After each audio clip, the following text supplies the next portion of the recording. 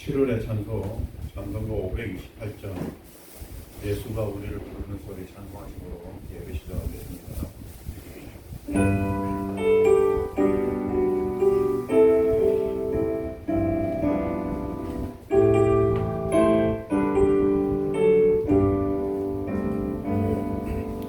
예수가 우리를 부르는 소리 금성 부르러워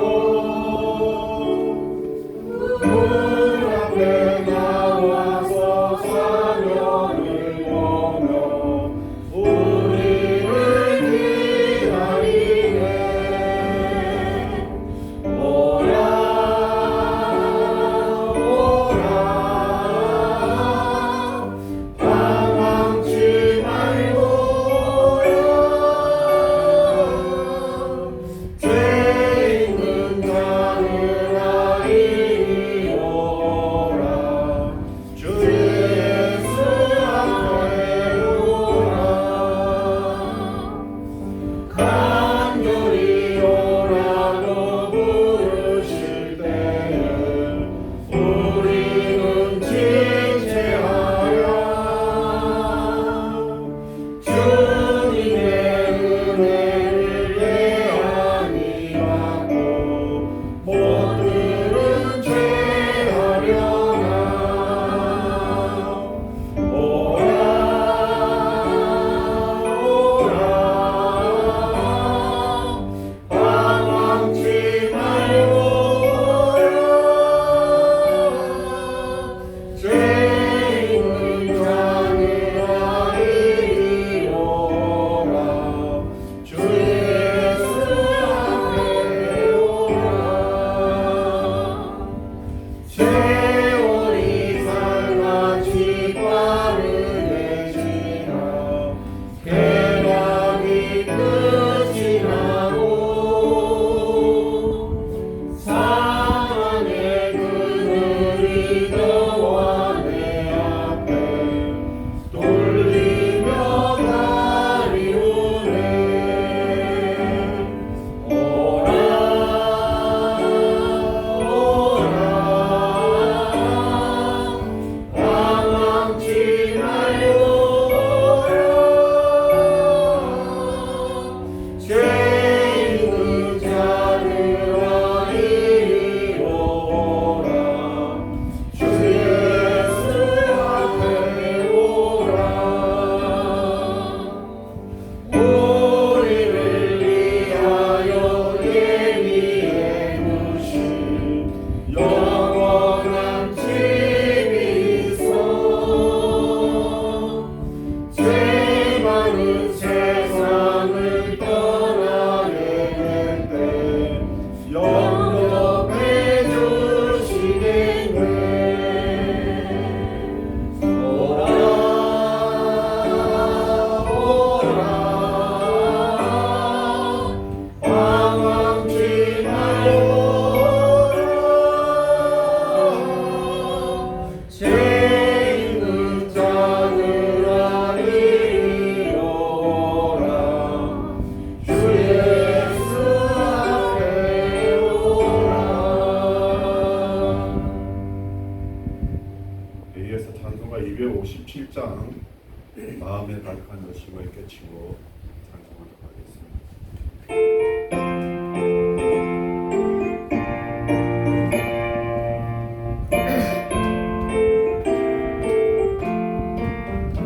마음에 가득한 의식을 깨치고 즐겁게 합병한 마음으로 찬송을 부르는 어린 양 예수 그 피로 속죄하오는데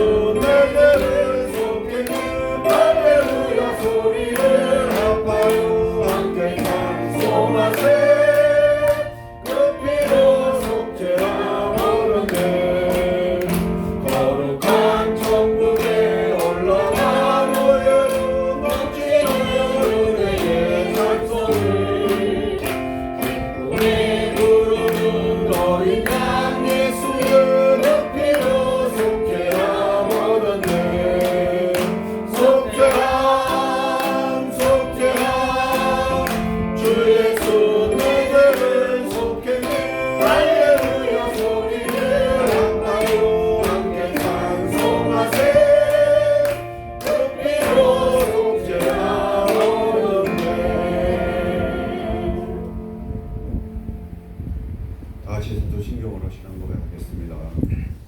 전능하사 천지를 만드신 하나님 아버지를 내가 믿사오며 그 외아들 우리 주 예수 그리스도를 믿사오니 이는 성령으로 잉태하사 동정녀 마리아에게 나시고 본디오 빌라도에게 고난을 받으사 십자가에 못 박혀 죽으시고 장사한 지 사흘 만에 죽은 자 가운데서 다시 살아나시며 하늘에 오르사 전능하신 하나님 우편한 자 계시다가 저리로서 산 자와 죽은 자를 심판으로 오시리라. 성령을 믿사오며 거룩한 공예와 성도가 서로 교통하는 것과 죄를 사해 주시는 것과 몸이 다시 사는 것과 영원히 사는 것을 믿사옵나이다. 아멘. 찬송가 1장 만복에 거는 하나님 찬송하도록 하겠습니다.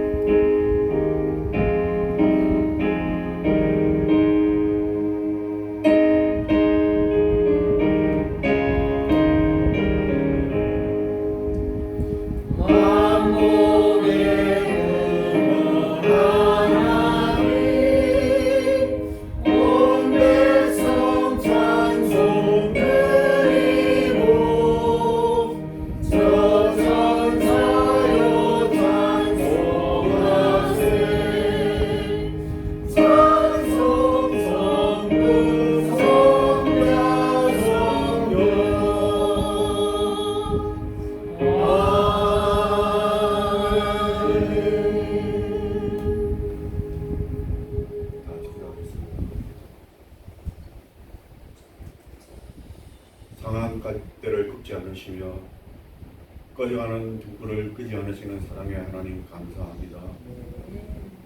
죄로 말미암아 영원히 죽을 수밖에 없는 저희들을 사랑하여 주셔서 자녀 삼아 주시고 영생의 소망을 허락하신 그 사랑을 주님 감사드립니다. 우리가 이 사랑을 저희들 잊지 않게 해주시고 항상 기억하며 우리가 온전한 믿음으로 하나님께 영광 돌리는 귀한 주님의 자녀가 되게 하여 주시옵소서. 하나님 아버지, 또한 오늘 거룩한 주일을 저희들에게 허락하여 주셔서 이 자리에 나와서 하나님께 예배드리게 해주심을 감사합니다. 이 예배의 시간이 우리들의 삶에 큰 변화가 있게 하여 주시며 세상과 싸워 이길 수 있는 지혜를 얻는 시간이 되게 하여 주시며 우리가 세상의 일로 받은 마음의 상처를 치료받는 시간이 되게 하여 주시옵소서. 이 시간 나올 때는 답답한 마음으로 상처받은 마음으로 나왔지만은 이 자리를 돌아갈 때에는 기쁜 마음으로 감사한 마음으로 돌아갈 수 있도록 주님 함께 하여 주시옵소서. 우리가 세상에 여러 가지 기도의 제목을 가지고 있습니다. 경제적인 문제로 어려울 때에 하느님께서 예비하신 것으로 그 모든 어려움을 해결하여 주시옵고 육신의 건강으로 인하여서 고통받을 때에 하나님 모든 그 장기들을 치료해 주셔서 건강한 몸으로 하나님께 영광 돌리게 하여 주시옵소서. 또한 가정의 문제로 직장의 문제로 자녀의 문제로 기도하는 그 모든 기도들이 하루속히 응답받는 귀한 역사가 일어나게 하여 주시옵소서. 주님, 우리 이런 교회를 기억하여 주시옵고 적은 무리가 모이는 교회지만은 이 교회에 하느님의 말씀이 넘치게 하여 주시며 성령이 충만하게 하여 주시옵고 예수님의 사랑이 넘치는 귀한 교회가 되게 하여 주시옵소서. 이 교회에 드나드는 모든 성도님들의 마음이 평안과 감사와 기쁨이 넘치게 하여 주시옵소서. 이 교회를 통해서 이 유련동이 강남구가 서울시가 하나님께 돌아오는 귀한 역사가 일어나게 하여 주시옵고 이 교회를 통해서 하나님이 계획하신 모든 것들이 다 이루어지도록 주님 함께 하여 주시옵소서. 이성호 목사님을 붙잡아 주시고 교회 일과 세상의 일을 할 때에 그 모든 일들이 헛되지 않게 하여 주시옵고 30배, 60배, 100배의 결실을 맺는 귀한 역사가 일어나게 하여 주시옵소서. 오늘도 말씀을 전해주실 때에 그 말씀이 듣는 이들의 마음속에 떨어져서 비록 우리가 다 기억하지는 못하더라도 그 말씀들로 인하여서 우리의 삶이 변화되게 하시고 우리의 말하는 것들이 바뀌어지게 하시고 우리의 행동들이 예수님의 모습을 따라가는 귀한 역사가 일어나게 하여 주시옵소서. 이 나라 대한민국을 기가하시고 주시옵고 어려운 가운데 있습니다. 모든 어려움들을 잘 이겨나갈 수 있게 하여 주시옵고 그 가운데 우리 믿는 자들이 믿음으로 앞장서서 나아가는 귀한 역사가 일어나게 하여 주시옵소서. 북한 동부들을 기억하여 주시옵고 하루속히 자유를 주셔서 그 자유함 가운데 하나님께 큰 소리로 예배드리는 귀한 역사가 일어날 수 있도록 함께하여 주시옵소서. 이 모든 말씀 우리 주 예수 그리스도의 이름으로 기도드렸습니다. 아멘. 교독문 27번 10편 51편 교독하도록 하겠습니다. 하나님이여 주의 인자를 따라 내게 은혜를 베푸시며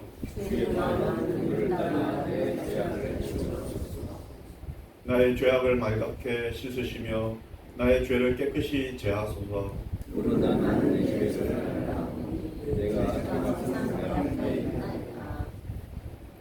내가 죽기만 범죄하여 주의 목전에 악을 행하여 싸우니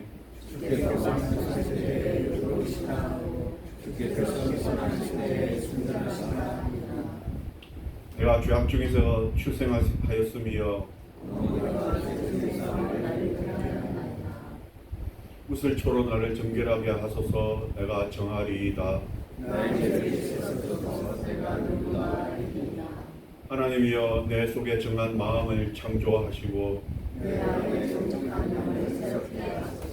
아멘.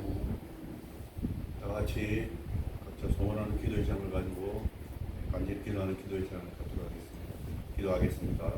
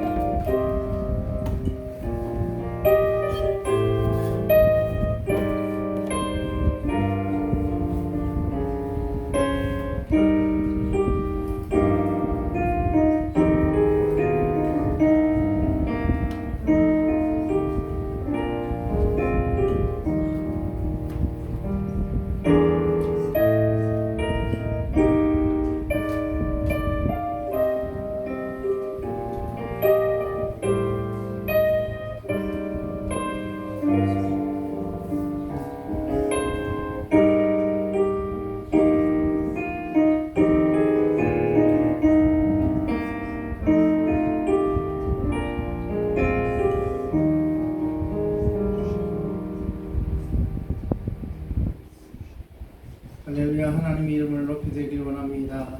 이 시간 예배로 하나님께 나아갑니다.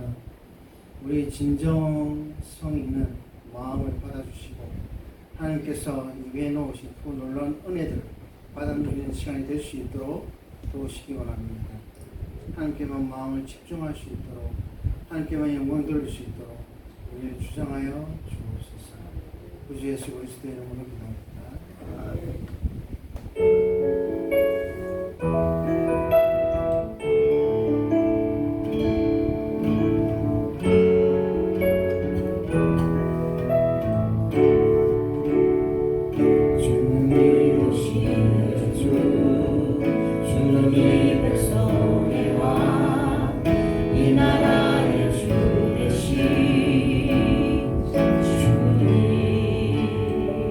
주님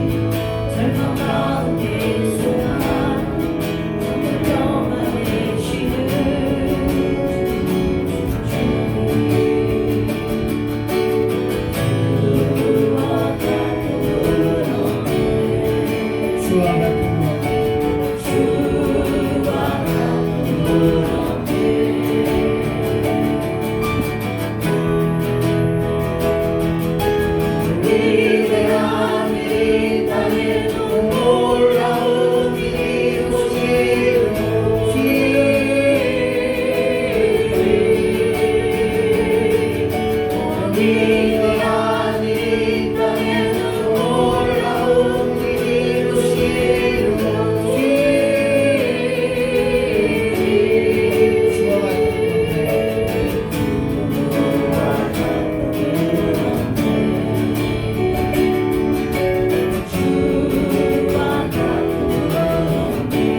주와 같은 은혜, 주와 같은 은혜,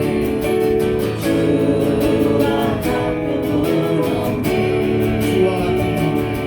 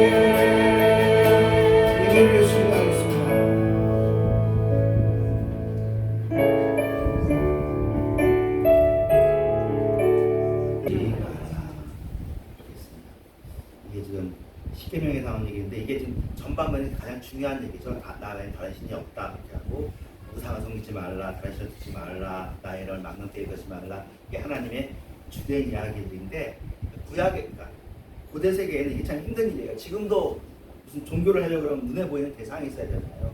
그래서 이렇게 결국 뭐가 우상이 되어버리는데 오늘은 이제 성경과 한국교회에서 이게 지금 성경 번역 과정에서 서로 이렇게 더 좋은 뜻이 무엇일까, 무엇이 하나님의 뜻에 더 합당한 좋은 번역일까, 또 받는 한국 회중들을 향해서 고민을 해왔던 흔적들을 한번 보는 거고요. 지난번에 말씀드린 것처럼 이건 UCLA에서 한국교회사를 가지고 강의하시는 옥성주 교수님의 강의 내용들을 우리가 받아서 이번 주하고 다음 주까지는 이런 식으로 공부하고 마지막 주에는 특별히 이제 성경과 한국교회 말고 부분과 관련해서 교회 성장과 관련해서 한번 보도록 하겠습니다. 오늘 포함해서 한 3주 정도 이런 내용을 보겠습니다. 아주 초기에 이제 찬송가에도 그렇게 되어 있습니다. 성신이 오셨네, 성신이 오셨네. 지금 우리는 성령이 오셨네로 바뀌었거든요. 예. 성신이 성령인데 그래도 단어가 다르니까 이게 지금 가운데 스피릿 영어가 이것을 가지고 영이라고 번역하기도 했고 신이라고 번역하기도 했는데 요것에 해당하는 사실은 한자 말은 혼도 거기에 해당하는 한자입니다. 혼백할 때 하는 백자도 역시 그 해당하는 거예요. 안 좋은 우리가 그걸 안 쓰려고 하는 건 뭐예요? 귀자죠. 귀자는 여기에 안 쓰는 거죠.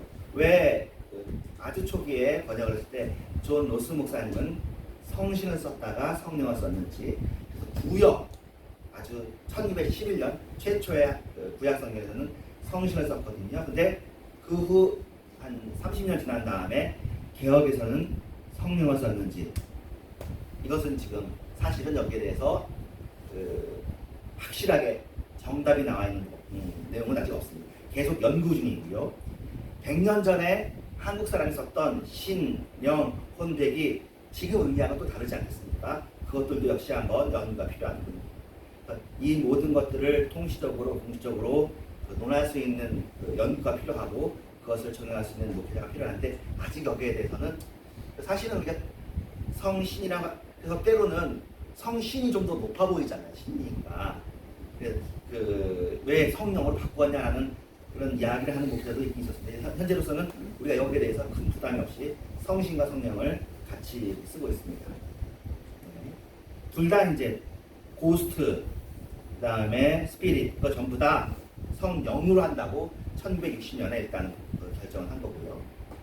예, 요거는 여러분들 중에서도 혹시 이제 영어에 좀 관심 있는 분들은 질문해 보았을 법한 얘기를 합니다. 희생양이라고 해서 희생양. 근데 영어에는 희생 염소거든요. 스케이프 고트예요. 양은 LAMB 이건데 고트는 뿔 달린 염소란 말이에요.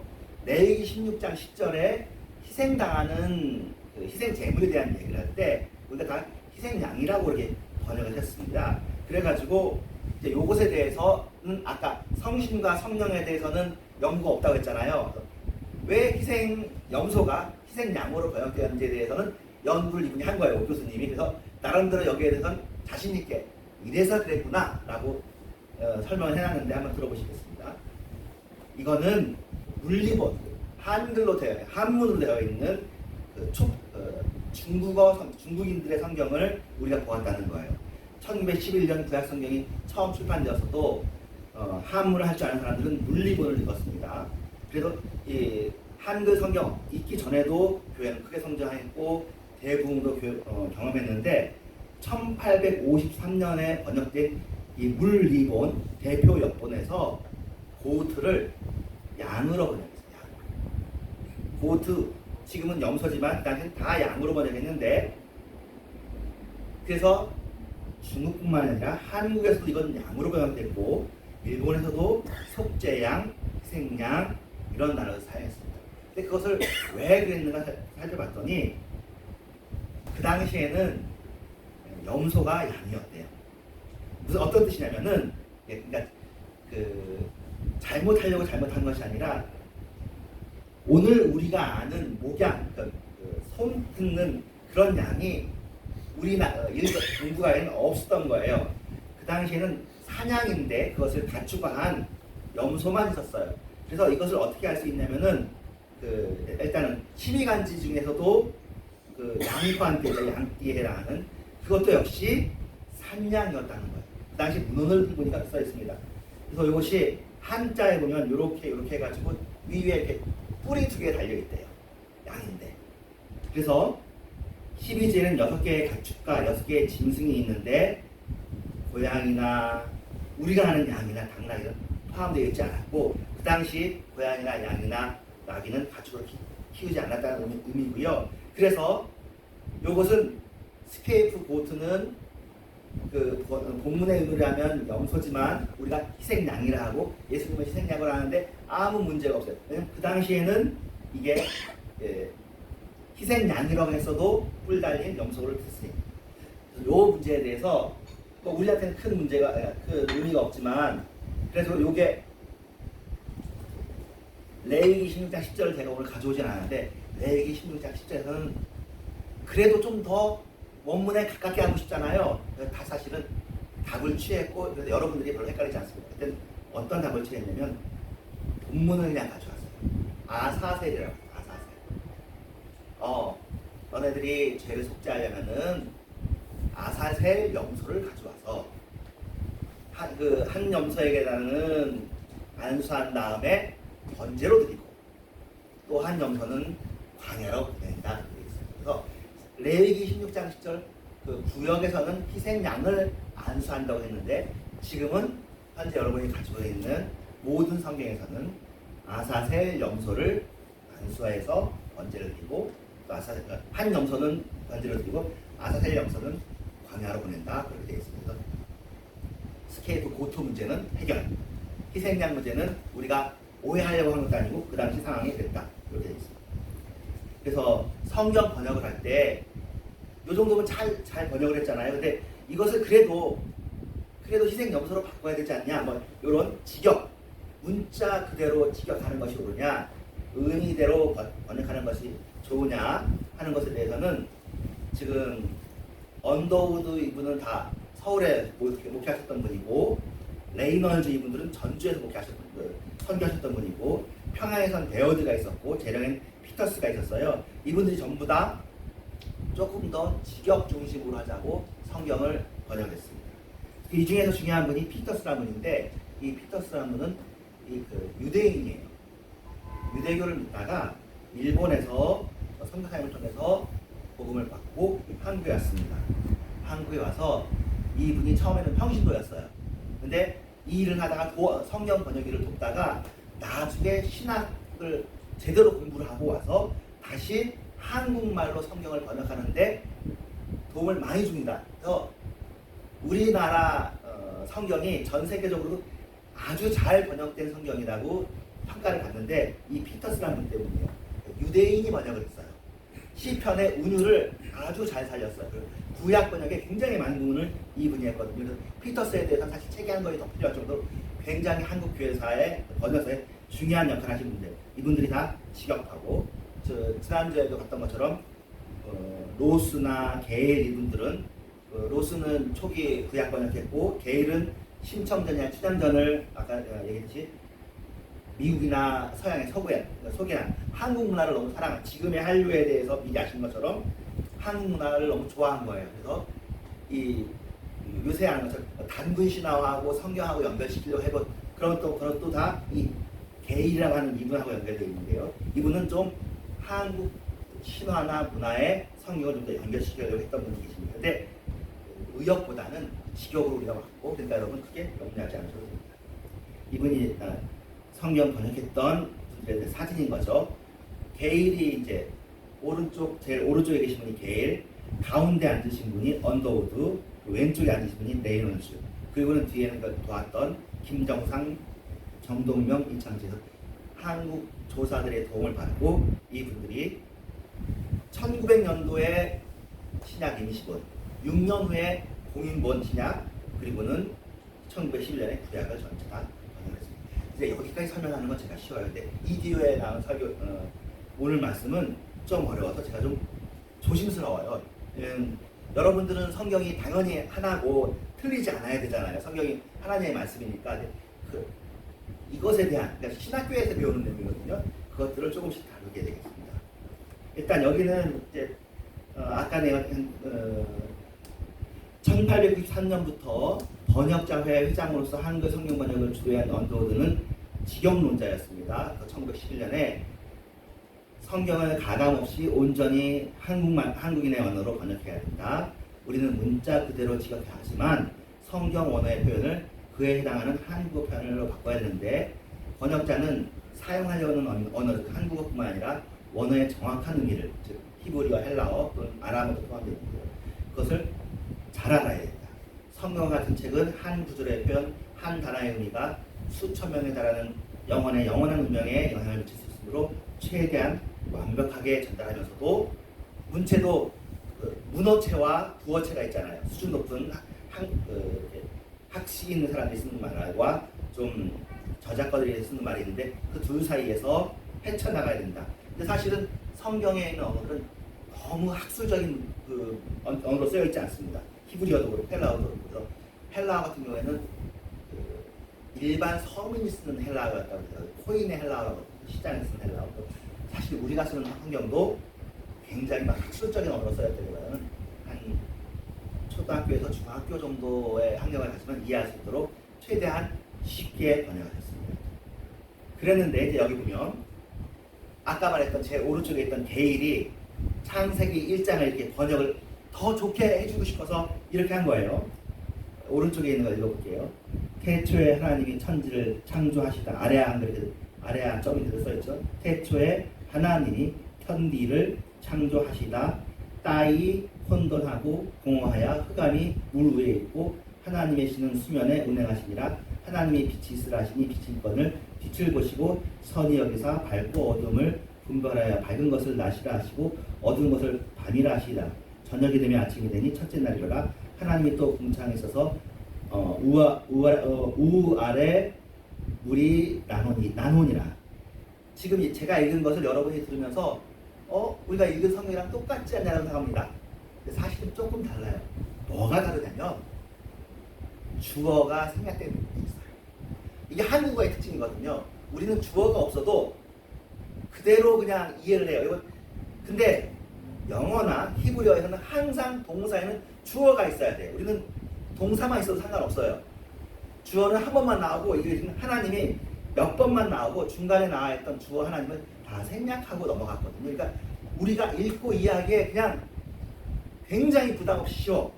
그러는데 이 게일의 성경에 대해서 언더우드나 이런 분들은 이렇게 얘기하죠. 창세기 1장 첫 페이지에 히브리어의 반복 어구를 한국 어법에 맞게 생략했습니다. 한국어 코리안 이디엄에 맞는 의역인, 짧게 줄인 역인데요. 한국에서 주어를 반복하지 않으며 그래서 술술 읽힌다. 사람들이 비판을 벌여요. 성경에서 하나님을 없앴다.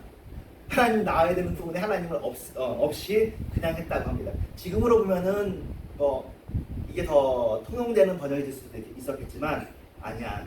좀 한국말에는 좀 어색하더라도 원문에 있는 그대로 본문에 하나님 주어가 있으면 그대로 다 살자 해서 현재 우리는 그 성경을 쓰고 있고요. 대신 우리 마음속에는 이랑 똑같이 되니까 그렇습니다. 요새 같으면 이 성경을 더 좋아했겠고 그래서 요거랑 좀 더 제일 비슷한 성경이 공동 번역이나 요새 있는 또 새 번역이 조금 더 의역에 가까운 거죠. 그러니까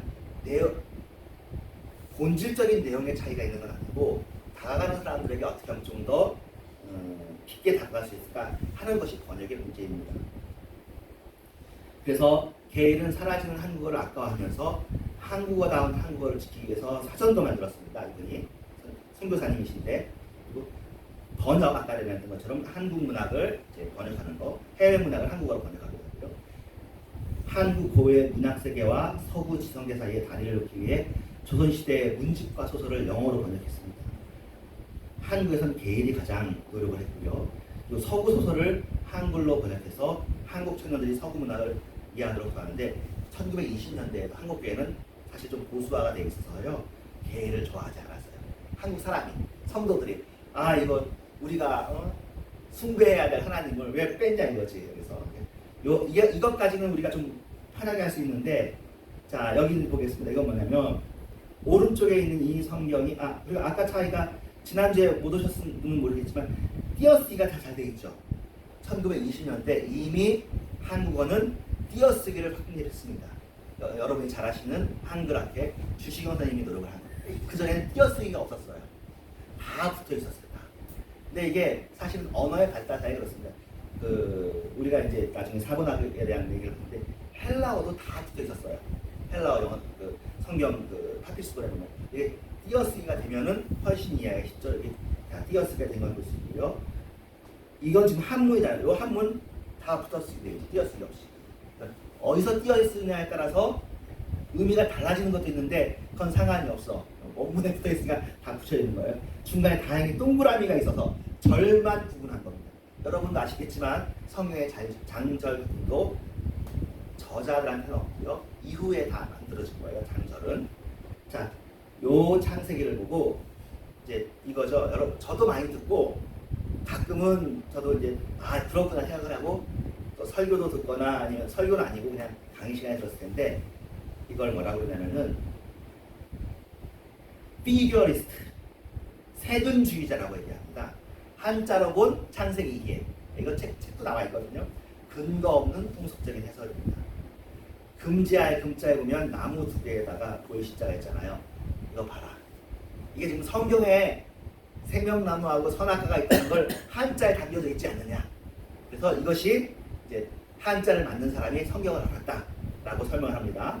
또 배선자에 봐봐라. 배 주자에다가 8팔자의 입구잖아. 배 8사람이 탔다는 의미다.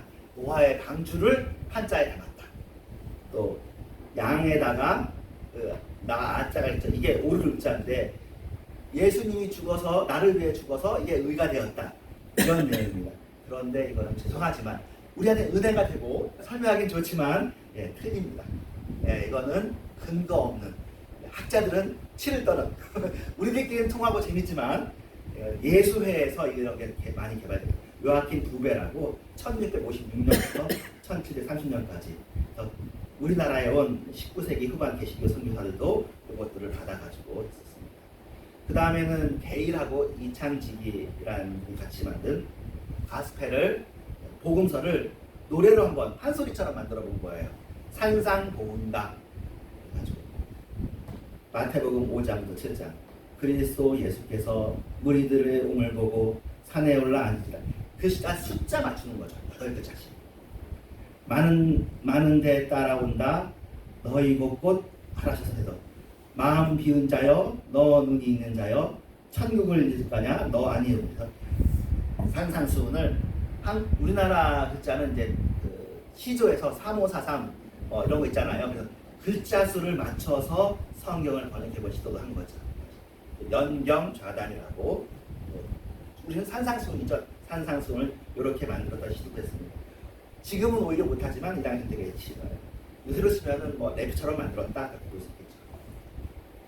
자, 요거는 지금 우리가 여러분한테는 큰 오해가 없으니까 사도행전 17장 22절에 바울이 아레오바고 가운데 서서 말하되 아덴 사람들아, 아덴이 아테네입니다. 그리스. 너희를 보니 범사에 종교성이 많도다. 이렇게 말을 한 부분이 있습니다. 근데 이것이 오해될 수 있어요. 근데 우리만 오해한 게 아니라 영어 성경 번역에서도 이미 오해가 있었습니다. 나중에 수정이 되었어요. 원어를 보고. 종교심이 많도다라는 말이 데이시 다이모니온이 두려워하거든요. 데이가 신이에요. 신을 두려워하는 테루스. 데이시 다이모네스 테루스 이렇게 돼 있어요. 종교심이 많다. 베리 피어풀 오브 갓. 신들을 매우 두려워한다. 근데 이것이 영어 번역으로 하면은 의미가 헬라어에서는 한어지만 영어에서는 이것의 의미를 둘로 나눕니다. 하나는 superstitious, 그러니까 미신적이다. 또 하나는 religious, 경건하다. 자, 아테네 사람들이 무속적인 믿음을 가지고 있었느냐, 미신적이었느냐, 아니면 종교심이 많았느냐. 즉 바울이 말한 마음속에 아테네 사람들을 비판하려고 하는 말이었을까, 아니면 너희는 참 훌륭하구나 칭찬하는 말이었을까. 본문을 봐도 의미가 없어서 초기에는 KJV가 흠정역이죠. 이제 그 제임스 왕 때 번역된 1616년에는 너네들은 미신적이다라고 투 슈퍼스티어시어스라고 번역을 했어요. 이것이 1850년에 두려워하다, 왜 귀신 심제, 심할 정도로 귀신을 두려워하는구나, 이렇게 되었습니다. RV까지도 그렇습니다. 그래서 로스역에도 귀신 숭상하기를 심의한다, 그렇게 했습니다. 그런데 1901년에 아메리칸 스탠다드 버전에서 이것이 바뀝니다. 더 깊이 연구를 해보니까 비판하려고 하는 것이 아니라 너희들이 열심히 하는구나, 매우 종교적이다. 그래서 지금 현재는 어떻게 되어 있냐면요, 세번역 한글개혁에서 범사의 종교심이 맞다. 1967년 세번역 모든 면에 있어서 매우 종교적입니다. 영으로 강한 신앙심을 가지고 계십니다. 모든 면에서 종교심이 맞습니다. 네, 이거는 저도 그 교수님 말씀을 들었는데, 예수님 그 가늠한 여인을 돌로 치자 사건 있잖아요. 우리 다 그 보면 다 잘 알고, 예수님께서 이렇게 바닥에 글 쓰시고 너는 중에 제임자가 돌로 치라고 했는데, 그 사건을 로스가 1882년에 빼버렸어요. 왜 뺐냐면은 옛날 KJV에는 그것이 있지만 사본학 연구를 통해서 여러 사본들을 다 비교하고 연구해보니까 그것이 없는 사본이 더 많아. 근데 없는 사본이 좀 더 고대 사본에 가까워. 그래서 이것은 고대에 첨가된 것 같아서 뺀 거예요. 그래서 로스가 이걸 많이 먹었죠. 지금 우리 성경이 그대로 있어요. 이거는 영어 성경에는 없는 부분이 있지만 한국에는 그대로 남아있습니다. 이건 알 수가 없는 거죠. 원문을 봐야 되는데 그 원문은 없어졌습니다. 사본들만 남아있다고, 베끼는 것들만. 벌써 이게 2000년 전 문서잖아요. 그러니까 요거는 좀 어려워요. 저도 참 어렵다 생각합니다. 나머지 부분은 그렇게 크게 그 내용에 차이를 주는 건 없습니다. 시편을 번역한 피터스도 이렇게 비판 있는데, 이분은 사실은 로스의 이런 번역에 대해서 되게 비판을 많이 했고요. 사람들이 그동안 받아들여 온 것이 있으면 그것들을 좀 인정하는 그런 것이었습니다. 예, 여기도 사실은 내용에 큰 차이가 없습니다. 로스형에서는 영이 간증하는 것이 진리가 많은데 세 가지가 영과 물밥이다. 이 세 가지는 합하여 흙이 된다. 그런데 이 동일한 내용이 한 번 더 나와요. 그래서 요 한 번 더 나오는 것이 옛날에는 KJV 흠정역에 있습니다. 흠정역 제일 위에 1616년 버전에 줄로 친 부분만 로스역에 남아있는 거고, 이 뒤에 줄 안 쳐진 부분이 빠져있는 건데, 이 줄 안 쳐진 이 부분 때문에 그 당시도 삼위일체를 신학적으로 정립했다라고 설명을 하거든요. 근데 사본학을 보니까 여기 없는 부분이 훨씬 많은 거야. 자, 이런 거는 이런 건 사실은 왜 교회에서 이런 걸 얘기해가지고 우리를 힘들게 하느냐 생각이 들 수 있어서 제가 조심스러웠는데요. 이렇게 생각해 주시면 돼요. 우리는 우리가 가지고 있는 성경을 무상시하지 않아요. 실수가 있을 수도 있다라고 생각하는 거예요. 우리는 더 원래 성경, 더 원전에 가까운 것을 찾으려고 노력을 합니다. 감사한 건 큰 차이가 없어요.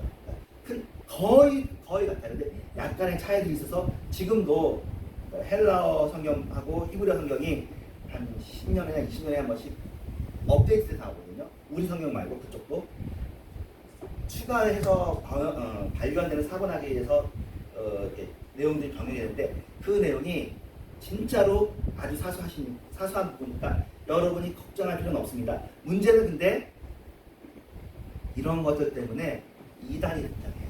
이단이 어디서 등장하냐면, 이것을 바꿀 수 있다라는 사람이 이단이 되는 게 아니라 바꿀 수 없다라는 사람이 이단으로 등장합니다. 누구냐면 우리나라에 있는 이단인데, 우리나라 제일 위에 KJV 흠정역만이 온전한 성경이고 하나님이 인정한 성경이고, 그 이후에 나온 모든 성경은 틀리다. 지금 우리가 지금 가지고 있는 개혁하는 것한 이거 다 흠정역에서 좀 바뀐 거거든요. 그래서 이송호라는 목사님이 계십니다. 그래서 자기들은 더 온전한 하나님을 믿는다 라고 하는 이단이 되었습니다. 뜻밖이죠. 그러니까 뭘 지키는 건 굉장히 좋은 일인데, 중간에 KJV라는 어떤 한 역본을 가지고, 이것을 좀 오래 쓰긴 했습니다. 영어권에서 하지만 이 이후에 학문의 발전은 의미 없다. 그리고 옛날에 썼던 KJV만 온전한 성경이다 라고 주장하는데, 이 사람들이 현재 한국교회에서 이단이 되어졌고 이 사람들이 가지고 있는 문제가 되게 많습니다. 그러니까 우리 생각에는 뭘 굉장히 지키는 것도 굉장히 중요하지만 사실 근본적인 마음의 중심은 이겁니다. 더 원래적인 성경 원전을 찾으려고 노력하는 학자의 시도들을 우리가 인정해 줄 필요가 있다. 학문을 어느 정도 인정해 주느냐 인정하지 않느냐에서 오히려 인정하지 않는 사람들이 이단이 되어버리는 것들을 우리가 좀 알 필요가 있어요.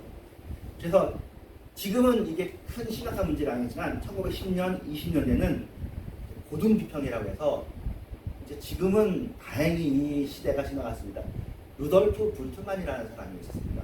그 사람이 이제 성경보다 더 근본적인 걸 찾아야 된다. 예수님의 말씀을 마태도 쓰고 마가도 쓰고 했지만 진짜 그게 마태가 썼겠느냐? 그 사람이 썼던 자료를 원래 찾아보자 해가지고 이거죠. 그것이 진짜 1세기 사고방식이 아니라 2세기나 3세기나 4세기의 사고방식이 들어갔을 것이다. 교회에서 추가로 넣은 것이 훨씬 많다라고 분리했던 그것을 고등비평이라는데요. 그것이 독일에서 굉장히 특색을 했습니다. 그것이 여러분이 잘 아는 자유주의 신학이라는 말, 문서설이라는 말입니다. 이것이 한국교회도 그대로 들어왔는데 우리나라에는 지난번에 말했죠. 이것 때문에 오히려 더 보수화가 되어졌고 일본은 이게 완전히 잘 돼봤습니다. 근데 이때가 일제시대잖아요. 그래서 일본에서 온 선교사님들 중에서 이것을 한국교회에 더 많이 얘기했어요. 그러니까 사실은 한국교회에서 이걸 더 받아들이지 않았는데요. 이 왼쪽에 있는 분들, 이분들이 이제 일본에서 온 선교사님들이니까 그냥 온 게 아니라 약간 일본 통치, 문화 통치의 의미를 가지고 이렇게 온 거죠. 그래서 예수전 연구를 하고 저먼 하이어 크리티시즘, 성경을 좀 사실은 쉽게 얘기하면 좀 파괴적으로 성경을 막 뜯었어요. 감사한 일은 이 시대가 지나갔습니다. 지금은 더 이상 이렇게 하는 시대가 아니에요. 불트만이 했던 이 시대는 한참 유행이었고 그때 한국교회나 다들 놀랐죠. 근데 이 시대가 지나가고 그 다음 시대가 와서 지금은 이런 건 아니니까 걱정하지 않으셔도 됩니다. 번역의 저본에 대해서 잠깐 볼 텐데요. 뭐 아주 자세히는 안 보고 그냥 나와 있는 내용만 좀 읽겠습니다. 창세기는 아펜젤러가 34장까지 초역을 했고요. 그 다음은 언더우드가 했습니다. 시편은 언더우드가 히브리어 원문에서 초역을 했고요. 이후에 단권 창세기를 출판했습니다. 그래서 잠언과 예레미야는 게일이 번역을 했고요. 말라기는 호울이 초역을 했습니다. 그리고 난 다음에 그 번역자 회에서 한두 사람이 한 것을 전부 다 모아가지고 감수를 했습니다.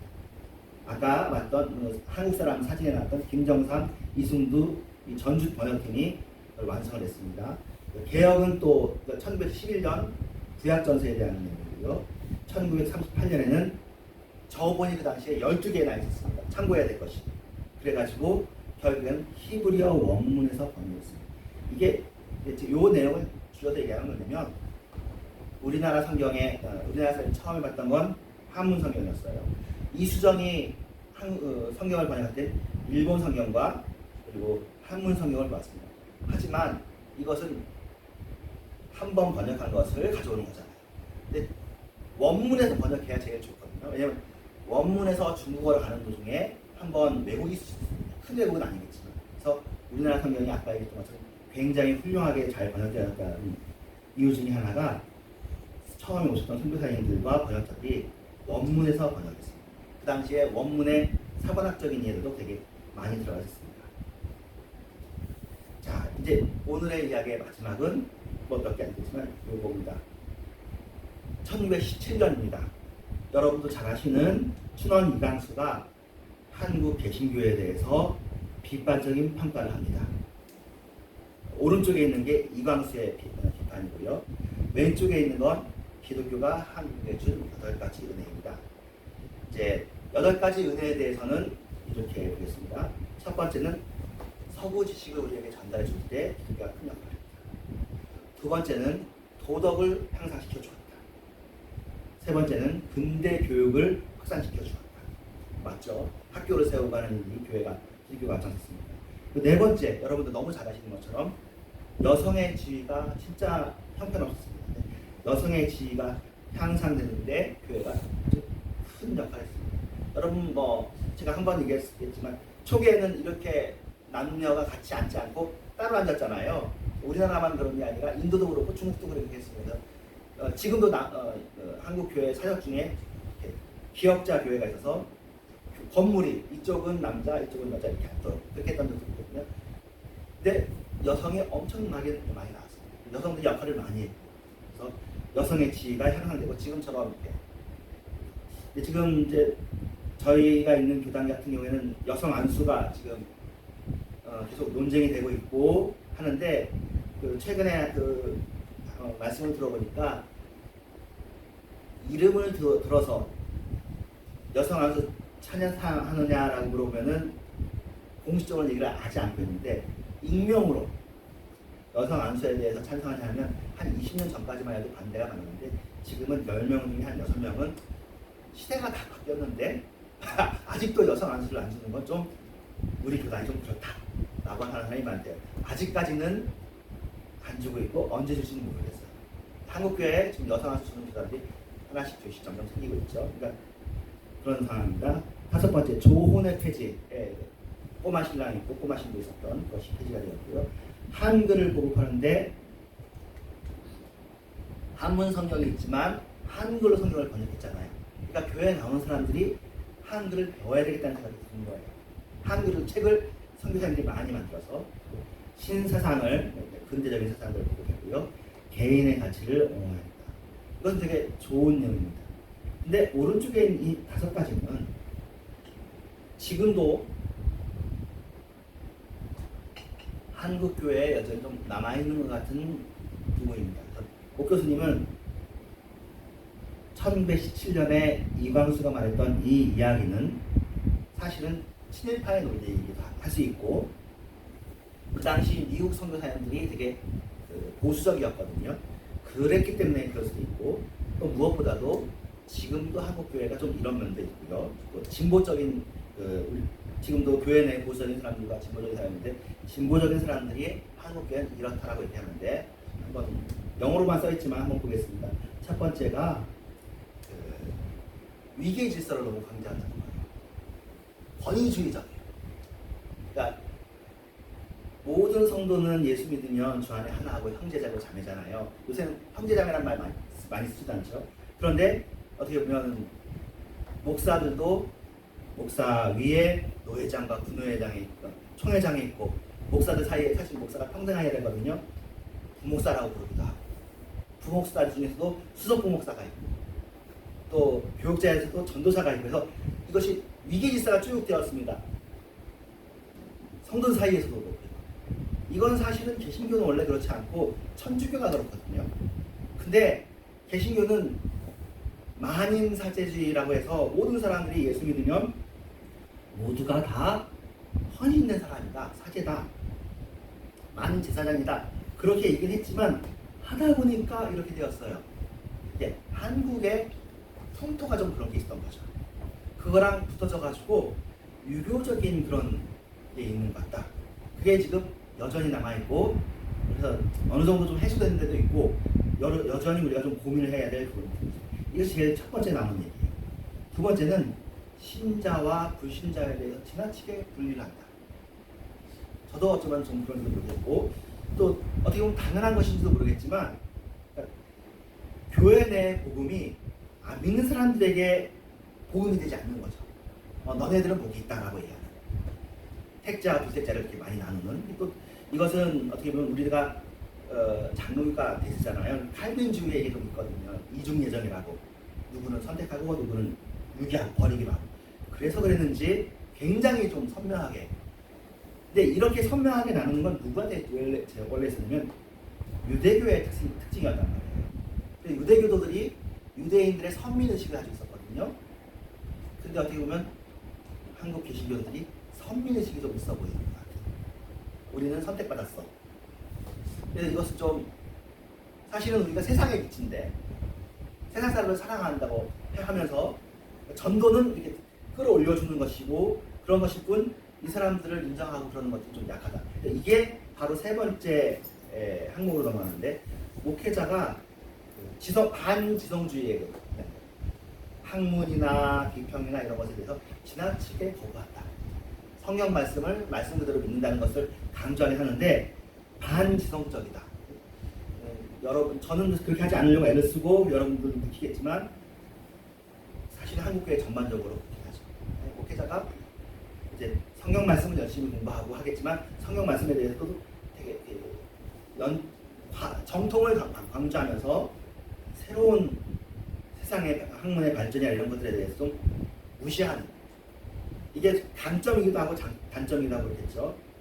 네 번째는 그러다 보니까 지도자다 그렇게 하다 보니까 미신적인 믿음을 가지고 있는 것 같다. 그리고는 좀 고립주의가 있다. 이게 지금 한국교회에 1917년 그 당시에 복음이 들어온 지 한 20년, 30년 어간 그때부터 그랬는데 지금까지 그런 것이 있습니다. 우리가 한번 깊이 생각해 볼 필요가 있습니다. 다음 주에는 요거 관련해 가지고 이제 최근까지의 내용들을 살펴볼 텐데, 우리 한국교회가 굉장히 좋은 일도 많이 했잖아요. 왼쪽에 보이는 것처럼 도덕 향상시키고 한글도 보급하고 사상을 보급하였는데, 막상 들어와 보면, 그러니까 교회 바깥에서는 교회에 대해서 되게 좋은 이상을 가지고 들어왔는데 교회에 와서 지내다 보니까 이거 위계질서가 너무 철저하고 고립주의도 있고 또 학문에 대해서 좀 무시하는 것도 있고, 이런 부분은 한번 우리가 좀 반성해 볼 필요가 있지 않나 생각합니다. 오늘은 여기까지 하겠습니다. 성경에 대해서 고민하면서 한국교회가 이렇게 여기까지 왔습니다. 여러분에게 우리가 왔는데 여러 번 얘기하지만 대신 이렇게 하면서도 성경 본문 자체가 왜곡되고 흐트러진 건 없습니다. 사실 이 일 이후에 굉장히 큰 세계적인 사건이 한 번 있었죠. 사회사고제라는 것이 발견됐습니다. 그랬을 때 반기독교 쪽에서 굉장히 기뻐했습니다. 물론 신약 문서가 아니라 구약 문서에 대한 거였거든요. 드디어 기독교인들이 이렇게 미신적으로 비과학적으로 믿었던 것들이 잘못이 드러나겠거니. 근데 사회사원을 지금 연구에 다 발표가 됐는데 결론은 무엇이냐면 서기관들과 후일의 학자들이 굉장히 본문을 성실하게 지켜왔구나. 실수가 있는 것은 정말 악이 없는 철자나 대문자나 이런 사소한 차이들이고, 정말로 더 잘해보려고 하는 실수가 있지, 근본적으로 이 문서가 4,000년 전, 3,000년 전 문서였지만 굉장히 잘 보존되었구나를 알 수 있고요. 사실 지금도 그렇습니다. 사문학이라는 학문을 공부해보면 알겠지만 굉장히 우리의 성경이 잘 보존되었다는 걸 알 수 있습니다. 그리고 번역본들도 여러분들 이제 우리가 가지고 있는 개혁이고 또 성서공회에서 또 새로운 번역도 나왔을 때 그것도 비교해보시면 알겠지만 그 번역의 근본적인 차이는 어떻게 하면 좀 더 부드럽고 세련되게, 아까 게이리 번역처럼 번역하려고 한글에 대한 차이지 본질적인 부분, 하나님에 대한 부분이나 하나님이 하신 일과 예수님에 대한 일이 차이가 나는 건 없으니까 여러분 그 부분에 대해서는 안심하도 된다라고 얘기하는 거겠습니다. 기도하겠습니다. 하나님 감사합니다. 주님 사랑합니다. 오늘은 참 이렇게 소화하기 어려운 주제일 수 있습니다. 그냥 이런 거 없이 믿었으면 좋겠다 싶기도 하지만, 그러나 이런 것들이 없이 하려고 하는 사람들 중에서 이단들이 계속해서 있고, 또 어떻게 보면 우리의 마음을 막 자극하고 우상숭배가 되게 하도록 하는 것 때문에 하나님을 우리가 온전히 믿고, 그리고 성경의 원래 의미, 성경에 원래 쓰여졌을 때 의미를 더 찾아나가기 위해서 이런 노력들을 합니다. 우리는 그렇게 근본적으로 사실은 여기 우리 비판에 나오면서 우리는 반지성주의가 아닙니다. 우리는 위계 질서를 인정하긴 하지만 하나님과 우리의 차이를 인정하고 창조주와 피조의 우리의 차이를 인정하지만, 그러나 사람이 근본적으로 사람 위에 사람 없고 사람 없다는 것을 인정합니다. 이 비판들을 우리가 잘 받고 더 원래적인, 더 하나님 앞에 보시기에 아름답고 또 정의와 평화와 행복을 우리 안에서 이루는 하나님의 나라가 이루는 그런 교회의 모습이 되어지게 주시옵소서. 더 바른 것을 찾아나가기 위해서 애쓰는 노력들을 우리가 인정하게 해주시옵소서. 예수님의 이름으로 기도합니다. 아멘. 211장 1절 2절 작성하겠습니다.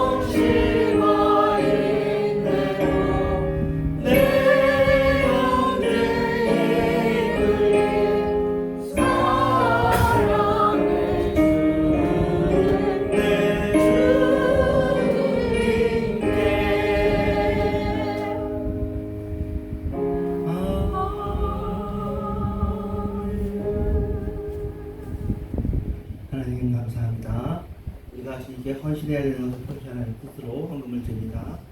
11조와 감사함과 수정함과 그런 마음으로 드린 헌금에 대해서 주님께서 함께하여 주시옵시며 주님 한덩이가 거룩한지 모든덩이가 거룩하다가 싸우니 우리가 주님께 붙잡힌 그것을 통해서 우리의 모든 부분들이 거룩해지고 주님께 합당해지기를 원합니다. 예수님의 이름으로 기도합니다. 하늘에 계신 우리 아버지 하나님 아버지 이제는 예수님과 같이